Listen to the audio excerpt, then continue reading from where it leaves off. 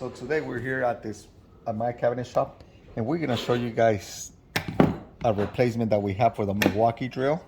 We got some brand new nice 12 volt 6 amp batteries that we're gonna replace for the 3.0. We're gonna show you how it works. See how good it is. All right. And so these batteries that we got, they fit on the Milwaukee, brand new. No prints.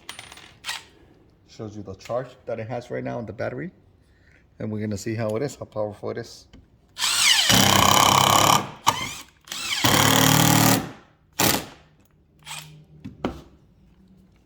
And now we're gonna check the other one. It's a smaller battery, just for a little bit lightweight.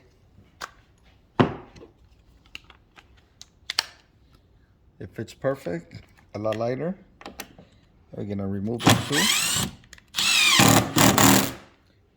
And again, the same power.